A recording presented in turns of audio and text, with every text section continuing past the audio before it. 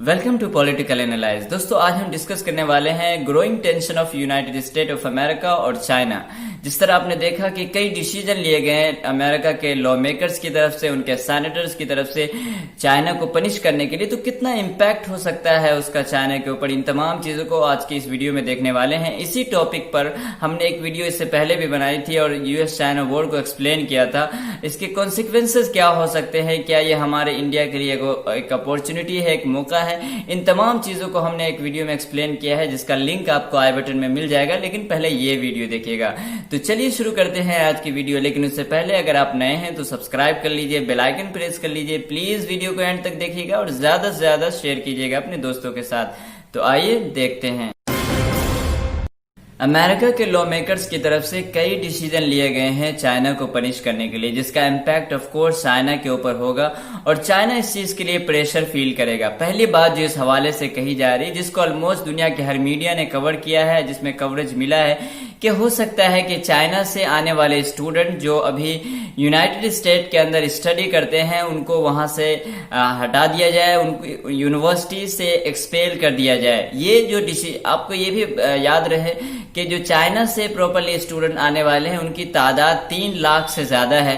तो ये इस तरह का डिसीजन अकॉर्डिंग टू मी ये एक बहुत ही खराब डिसीजन होगा और इसका सबसे ज्यादा नुकसान खुद यूनाइटेड स्टेट को ही होगा, क्योंकि वो तमाम कंट्रीज जिनके अच्छे रिलेशन नहीं है यूनाइटेड स्टेट के साथ, तो वो गवर्नमेंट सोचेगी कि क्या हमें अपने स्टूडेंट को यूनाइटेड स्टेट स्टडी के लिए भेजना चाहिए। इवन स्टूडेंट्स का भी ट्रस्ट यूनाइटेड स्टेट से खत्म हो जाएगा अगर इस तरह के डिसीजन लिए जाते हैं। तो मैं उम्मीद करूंगा कि इस तरह का फैसला नहीं लिया जाएगा।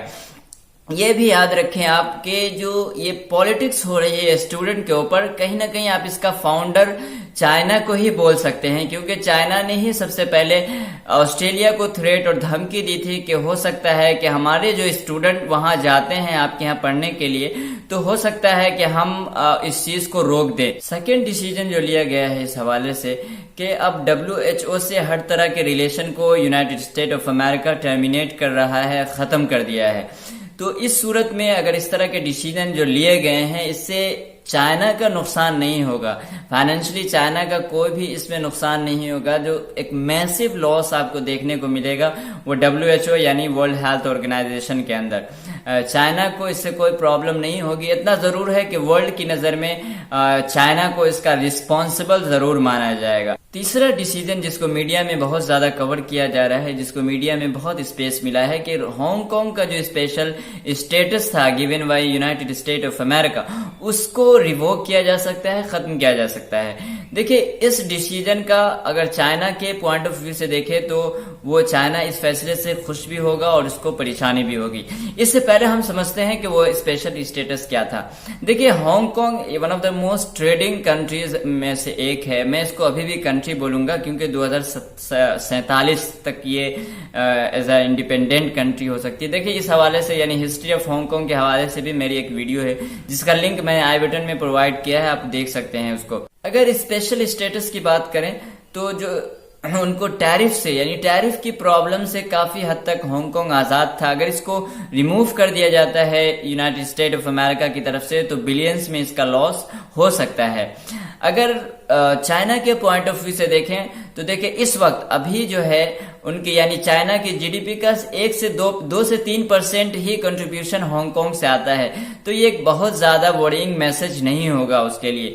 दूसरी तरफ चाइना के लिए एक अच्छा मैसेज भी है यहाँ पे। चाइना चाहता था कि हांगकांग से जो यूनाइटेड स्टेट ऑफ अमेरिका के जो रिलेशन है इतने अच्छे ट्रेड के हवाले से, उसको कम कर दिया जाए। इसी वजह से उसने नेशनल सिक्योरिटी लॉ को इंट्रोड्यूस किया था और ये बिल्कुल उसी तरह होता हुआ दिख रहा है। तो ये एक अच्छा मैसेज होगा चाइना के लिए।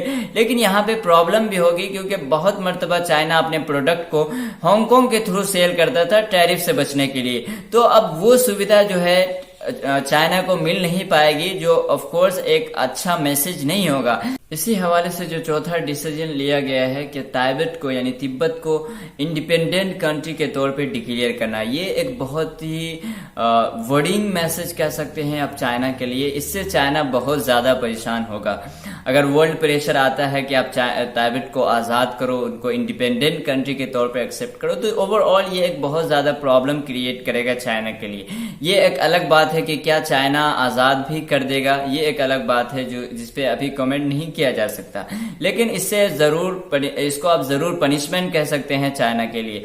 इसी तरह से ताइवान को भी अमेरिका ने आर्म सेल किए हैं, जिससे भी परेशानी बढ़ेगी। और ऑफ कोर्स आप देख सकते हैं आपकी स्क्रीन पर चाइना ने इसको लेकर के रिएक्ट भी किया है कि जो कुछ भी किया जा रहा है वो गलत है। ये थे वो डिसीजन जो अमेरिका यानी यूनाइटेड स्टेट ऑफ अमेरिका की तरफ से लिए गए चाइना को पनिश करने के लिए, उनको सजा देने के लिए। अब आइए देखते हैं एक नजर इनकी रीजन को कि क्या वो रीजन मेजर फैक्टर हो सकते हैं जिनकी वजह से ये सब डिसीजन लिए जा रहे हैं। तो आइए देखते हैं एक नजर। अगर रीजन की बात करें तो कोविड-19 को एक बड़ा फैक्टर कह सकते हैं, आप इसको भूल नहीं सकते। ऑफ कोर्स कोविड-19 की वजह से रिश्तों में बहुत हद तक दरार हुआ है और रिश्ते बिगड़े हैं इसकी वजह से। आप जानते हैं कि कोविड-19 का एक बहुत बड़ा इम्पैक्ट यूनाइटेड स्टेट पे हुआ है। जॉब्स और इसी तरह से इकोनॉमी की बात अगर छोड़ें, जो वहाँ के लोगों की डेथ हुई है वो 1 लाख से ज्यादा लोगों की जिंदगी अभी तक खत्म हो चुकी है, जो एक बहुत बुरी खबर है पूरी दुनिया के लिए। तो ये एक बड़ा फैक्टर आप कह सकते हैं। उसके साथ साथ दूसरी बात जो बहुत इंपॉर्टेंट है कि हांगकांग का जिस तरह से status United national security law को ला करके चाइना की तरफ से खत्म किया गया है उसको, और उसको काफी हद तक जो इंडिपेंडेंट था उसको खत्म किया जा रहा है धीरे धीरे। इससे भी काफी हद तक यूनाइटेड स्टेट एंग्री फील करता है और इसकी वजह से भी इस तरह के डिसीजन लिए जा रहे हैं। तीसरी बात जो सबसे ज्यादा इंपॉर्टेंट है कि who is the global power of the world. ये बातें मैं अपनी तरफ से नहीं कह रहा, ये बातें जो है वो ऐवानों में की जा रही है। अगर आप इंटरनेशनल पॉलिटिक्स को प्रॉपरली फॉलो करते हैं तो आपने देखा होगा इस तरह की बातें भी अब होने लगी है ऐवानों के अंदर, कि जिस तरह से कोविड-19 का अटैक हुआ दुनिया के ऊपर और पूरी दुनिया इससे जूझने लगी और पूरी दुनिया की इकोनॉमी परेशान, पूरी दुनिया के लोग परेशान थे, इकोनॉमी क्रैश होने लगी। तो ऐसे में यूएसए यूनाइटेड स्टेट एक्सपेक्ट कर रहा था, चाइना से उम्मीद कर रहा था कि वो अपनी गलती को एडमिट करेगा और इसी तरह से एडमिट करने के साथ साथ अपोलोजाइज करेगा।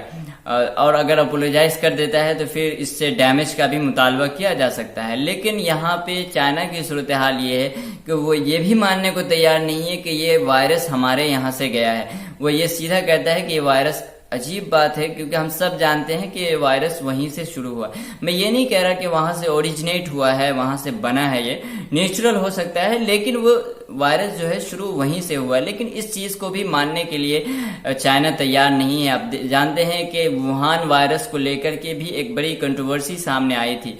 तो being a super power of the world, जैसा कि यूएसए क्लेम करता है, तो आप अगर कुछ अटैक्स देखते हैं, अगर इस तरह के डिसीजन देखते हैं चाइना के खिलाफ, तो ये आपको हैरान नहीं करने चाहिए। मैं उम्मीद करता हूं आप समझे मेरे पॉइंट को। So this is the end and analyse of the topic. Thanks for watching and have a nice day.